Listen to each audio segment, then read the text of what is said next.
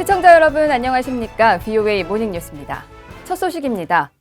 미 국무부는 세계적인 핵 전력 국가로 인정받는 게 미북 정상회담의 목적이라는 북한의 강습 제강 내용에도 불구하고 북핵 문제 해결에 여전히 낙관적인 입장을 보였습니다. 김칸희 기자입니다.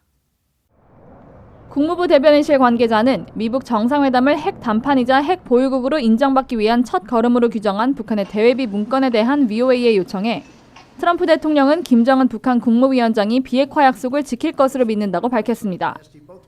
앞서 김정은 위원장은 싱가포르 1차 미북 정상회담이 끝난 지 5개월 뒤, 그리고 하노이 2차 미북 정상회담이 열리기 3개월 전인 지난해 11월, 북한 군부를 대상으로 한 강습 제강을 통해 미국 대통령과 최후의 핵 담판을 하려 한다며 세계적인 핵 전력 국가로 인정받는 게 목적이라고 밝혔습니다. VOA가 입수한 강습 제강에 따르면 김 위원장은 미국과의 핵 담판 결과가 무엇이든 그것은 우리가 천신만고를 다 극복하면서 만들어낸 핵 무력을 더욱 공고히 하고 세계적인 핵 전력 국가의 위상을 드높이는 최후의 결과를 얻기 위한 첫 걸음이라는 것을 명심하라고 지시했습니다. 국무부 관계자는 비핵화 대신 핵 무력 강화를 거듭 강조한 김 위원장의 이 같은 내부 지침에도 불구하고 비핵화 기대를 갖고 있느냐는 질문에 트럼프 대통령은 두 정상이 싱가포르 정상회담에서 설정한 미북 관계의 근본적인 변화, 항구적 평화 구축, 그리고 완전한 비핵화 목표에 여전히 전념하고 있다고 답했습니다. 다만 미북 간 실무회담 추진 상황 등과 관련해선 국무장관이 말한 대로 구체적인 협상에 대해선 언급하지 않겠다고 선을 그었습니다. 모건 오테이거스 국무부 대변인도 정례 브리핑에서 북한의 강습 제강 관련 질문의 모든 보도에 대해 일일이 언급하거나 추측하지 않는다고 말했습니다. 그러면서 트럼프 대통령과 폼페이오 국무장관은 김 위원장이 비핵화 약속을 지킬 것으로 믿으며 그것이 우리의 정책이라는 기존 입장을 재확인했습니다. We certainly don't comment and speculate on every report. But since you asked me, President Trump and the Secretary believe that Chairman Kim will fulfill his commitment to denuclearize, and that remains our policy. VOA 뉴스 김칸입니다.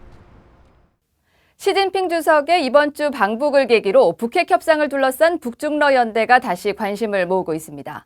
특히 시 주석의 방북이 미북 협상 교착과 함께 미중 무역 갈등이 고조되는 상황에서 이뤄진 점이 주목되고 있습니다. 오택성 기자입니다. 중국과 러시아는 하노이 2차 미북 정상회담 이후 지속적으로 북한의 체제 안전 보장을 강조하고 있습니다. 북한 김정은 위원장은 북러 정상회담 후 체제 안전 보장에 대한 지지를 얻어냈습니다.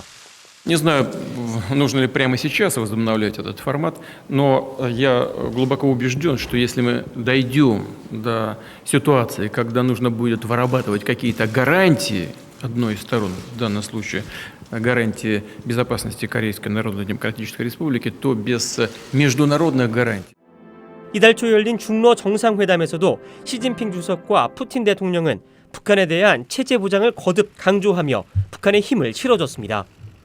특히 두 정상은 공동 성명에서 한반도 문제의 정치적 해결은 비핵화와 북한의 안보, 발전을 교환하는 목표를 견제해야 한다며 비핵화와 평화체제 수립을 병행 추진해야 한다고 강조했습니다. 양국은 또 북한이 핵과 미사일 실험을 중단하고 미북 정상회담이 이루어지는 등 상황 변화에 부응해 제재를 완화하는 것이 비핵화를 촉진할 것이라는 데 대해 같은 목소리를 내고 있습니다. 그러나 중국과 러시아의 이런 주장은 실질적인 비핵화 조치가 있어야만 대북 제재를 완화할 수 있다는 미국의 입장과는 거리가 있습니다. I underscored that we must maintain full implementation of the UN sanctions until the final fully verified denuclearization of North Korea is achieved. And our two teams have been working very closely together on this in a very productive fashion. 이런 가운데 이루어지는 시진핑 주석의 북한 방문은 중국이 한반도 문제와 관련해 영향력 유지를 모색하는 계기가 될 것이란 관측입니다. There is no resumption of these U.S.-North Korean negotiations. There's always a risk that things slide backwards in a very negative direction. And that could include Kim Jong-un resuming long-range ballistic missile testing, nuclear testing, and then very strong reactions from the United States. 비핵화 협상 교착 국면에서 중국의 역할을 보여주고 미국과의 무역 갈등도 도움을 얻으려는 전략적 효과를 누리고 있다는 설명입니다. 국무부 관계자는 시진핑 주석의 방북에 대한 VOA의 논평 요청에 미국은 파트너와 동맹국들 그리고 중국 등 유엔 안보리 상임이사국들과 함께 최종적이고 완전히 검증된 북한의 비핵화, 즉 FFVD 달성이라는 공동의 목표에 전념하고 있다고 답했습니다. VOA 뉴스 오택성입니다. 북한 석탄 불법 운송 등 안보리 제재 위반으로 미국 당국에 압류돼 미국령 사모아로 예인된 북한 선박 와이즈 어네스트호의 최근 모습을 VOA가 단독으로 입수했습니다. 항만에서 기본조사를 마친 뒤 1km가량 떨어진 해상에 정박돼 있는데요. 이 선박에 대한 조사는 끝난 것으로 보입니다. 박승혁 기자입니다.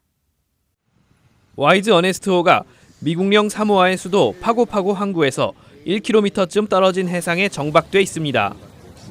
정상 운항 상태에서는 수면 밑으로 잠기는 배의 키와 홀수가 수면 위로 선명하게 드러나 보입니다. 싣고 있던 화물과 연료를 모두 제거해 무게가 그만큼 가벼워졌다는 의미입니다. 배 전체에 부식이 나타나고 있는데 특히 앞머리 부분은 더 빠르게 진행되고 있습니다. VOA의 사진을 제보한 현지 주민 이현휘 씨는 선박이 해수와 닿는 부분에 아연판 교체 등 필요한 보수 작업을 받지 못하는 것 같다고 말했습니다. 네. 그 녹슬지 않는 그 AC 페인트 등등 프라이머 여러 가지 바르는데 그 특수 페인트가 다 벗겨져 버리면 빨리 부식되고 이제 완전히 빨리 훼손이 되는 거죠. 유엔 대북제재위원회 전문가 패널에서 해상 제재 전문가로 활동한 닐 와츠 전 위원도 부식 문제 때문에 보통은 선박 압류를 꺼려한다고 지적한 바 있습니다. Normally, when you seize or impound an asset, you have to keep that asset in the state that you found it. Now, with a ship, it requires constant maintenance, spares, and care. 이현희 씨는 와이즈 어네스트호가 계류돼 있는 약 일주일 동안 당국의 검사를 받은 것 같다면서 사설 보안업체 직원들이 컨테이너 박스로 일반인의 접근을 통제하고 사진 촬영도 제한했다고 말했습니다. 현지 당국은 선박 검사 후 다른 선박들의 통행이 방해받지 않도록 와이즈 어네스트호를 항만에서 1km 떨어진 해상에 정박시킨 것으로 추정됩니다. 현재 민간 보안업체의 소형 선박들이 24시간 감시 중인 것으로 알려졌습니다.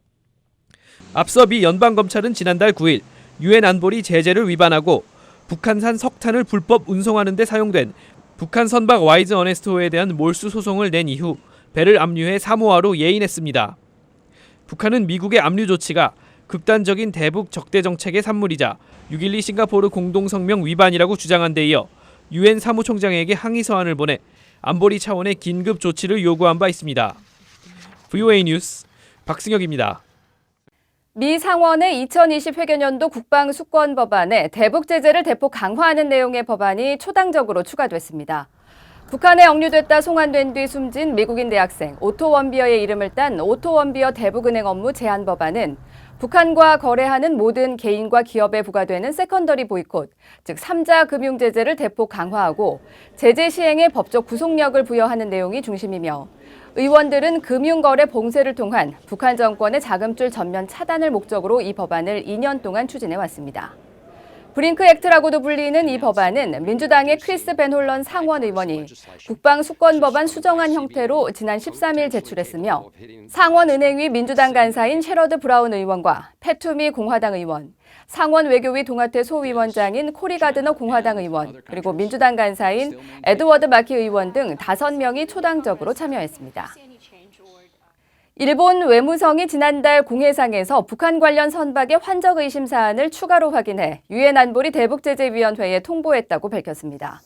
일본 외무성은 지난달 13, 14일 동중국해 공해상에서 북한 선적 유조선과 선적을 알 수 없는 소형 선박 2척이 6차례에 걸쳐 나란히 근접한 것을 해상자위대 호위함이 확인했다며 관련 사진을 18일 인터넷 홈페이지에 올렸습니다. 외무성은 이들 선박이 호스를 연결해 작업을 했다면서 유엔 안보리 결의에서 금지하는 환적으로 강하게 의심된다고 밝히고 해당 북한 선적 유조선은 지난해 유엔 안보리 대북제재위원회로부터 자산 동결과 입항 금지 대상으로 지정된 선박이라고 설명했습니다. 일본 외무성이 공개한 북한 선박의 환적 의심 사례는 이번이 13번째입니다. 마크 램버트 미 국무부 대북정책 특별부대표가 네팔에서 이루어지는 북한의 사이버 범죄 등 불법 활동에 대해 우려를 표했다고 현지 언론들이 보도했습니다. 지난 15일 네팔을 방문한 램버트 부대표는 네팔 의원들과 고위 정부 관리들을 만나 유엔 회원국인 네팔이 유엔 안전보장이사회의 대북 제재를 존중해야 한다는 입장을 전했다고 현지 히말라야 타임스가 보도했습니다. 램버트 부대표는 또 네팔에서 북한의 사업 활동이 증가하고 있으며 네팔을 사이버 범죄 기지로 사용해 왔을 수 있다는 우려를 나타낸 것으로 현지 언론들이 전했습니다. 이상으로 VOA 모닝뉴스를 마칩니다. 시청해주신 여러분 고맙습니다.